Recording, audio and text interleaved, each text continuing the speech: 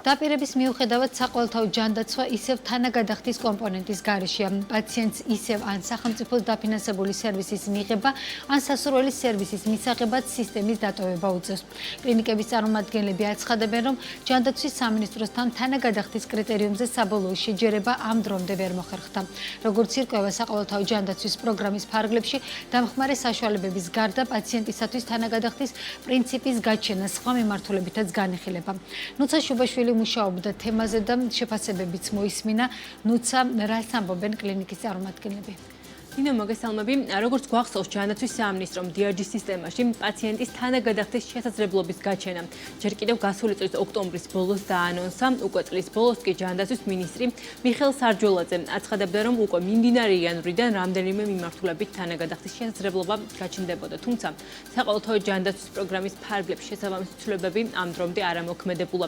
როგორც ჩვენთან საუბარში ჯანდაცვის ასოციაციის სამოთვალყურიო საბჭოს თავმჯდომარე აცხადებს, ჯანდაცვის სამინისტროსგან თანაგადახდის მექანიზმთან დაკავშირებით პროექტის პირველადი ვარიანტი მიიღეს, თუმცა სამინისტროსთან და თავად კლინიკებს შორის შესაბამის კრიტერიუმებზე საბოლოო შეჯერება ამ დრომდე არ მომხდარა, რამაც თავის მხრივ ამ მექანიზმის ამოქმედება გააჭიანურა. მაია მახარაშვილი ამბობს, რომ თანაგადახდის შემოღება რამდენიმე მიმართულებით განიხილება, კერძოდ სრულის შემთხვევაში პაციენტს უფლება უნდა ჰქონდეს სახელმწიფო დაფინანსებასთან ერთად თანხა ისეთ მიმართულებებზე დაამატოს, როგორიცაა მაღალტექნოლოგიური ოპერაციების დამხმარე საშუალებები, მიღმა ამისა როგორც ირკვევა თანაგადახდის უფლება პაციენტებს, ეგრეთ წოდებული VIP პალატების არჩევისასაც ექნებათ განიხილება საკითხი, რომ თავისუფალი არჩევანი იყოს ექიმების შემთხვევაშიც.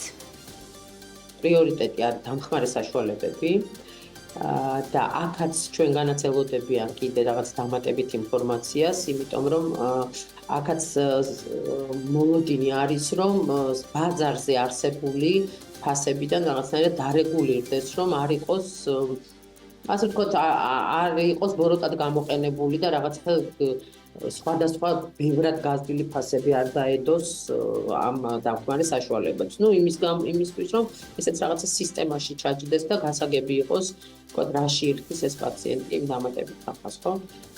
აქაც ელოდებიან ჩვენგან მონაცემს, თუმცა ეს მონაცემი უფრო სწრაფად მოგვარებადია, იმიტომ რომ ჩვენ მომწოდებლების ფასები რა თქმა უნდა ყველას გვაქვს და რაღაცა შეჯერებული პოზიცია იქნება და ეს საკმაოდ იმედი მაქვს, რომ ბევრად უფრო სწრაფი გადაწყვეტილება იქნება. მეორე საკითხი შედარებით გაგვეწელა ეს პალატების თემა, ინფრასტრუქტურული რაღაცა მოცემულობებიდან გამომდინარე და ამ ეტაპზე ჯერ პროექტის სახით არ არსებობს არჩევილი ექიმის მიმართ რა კრიტერიუმები განისაზღვრება თუ არა საერთოდ კრიტერიუმი და როგორ შევთანხმდებით აი ამ დამატებით რიგებულებას. DRG სისტემაში პაციენტის თანაგადახდის შესაძლებლობის დამატებას ჰოსპიტალური სექტორი დიდი ხანია ითხოვს. დღეს მოქმედი პრინციპის თანახმად, თუ კი პაციენტს რაიმე დამატებით სერვისის მიღება სურს, ის იძულებულია საყოველთაო ჯანდაცვის პროგრამა საერთოდ დატოვოს და ოპერაციის სრული თანხა თავად გადაიხადოს. ჯანდაცვის სექტორის წარმომადგენლების ნაწილი აცხადებს, რომ ამ საკითხის გადაწყვეტის გაჭიანურება როგორც პაციენტებზე, ასევე თავად კლინიკებზე ნეგატიურად აისახება. კლინიკების წარმომადგენლების ნაწილი ამბობს იმასაც, რომ მათ ნაკლები მოლოდინი აქვთ, რომ რეალურად ჯანდაცვის სამინისტრომ DRG სისტემაში მსგავს ცვლილებებს შეიტანს და პაციენტებს თავისუფალი არჩევანის საშუალებას მისცემს.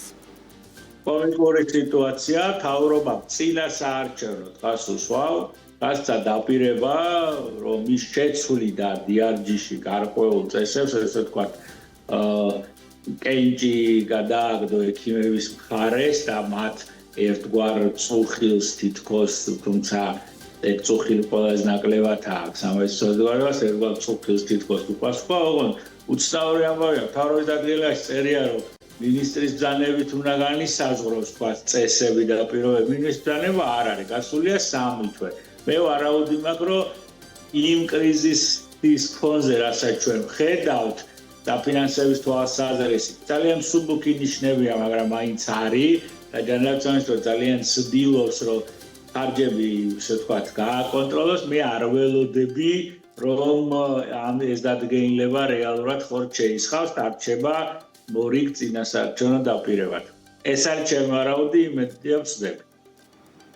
ჩვენ ბუნებრივია დავუკავშირდით თავად ჯანდაცვის სამინისტროს, სადაც განგვიცხადეს, რომ DRG სისტემაში თანაგადახდის საკითხზე მუშაობა, მათ შორის კერძო სექტორთან კონსულტაციები კვლავ გრძელდება, თუმცა უწყებაში კონკრეტულ თარიღს, როდის უნდა ელოდონ პაციენტები, ახალი შესაძლებლობის გაჩენას ჯერჯერობით ვერ ეკონკრეტებენ. მადლობა ნუცა, რა ეტაპზეა საყოველთაო ჯანდაცვის პროგრამაში თანაგადახდის კომპონენტის დაბრუნება, ნუცა შუფაშვილმა გავაცნო.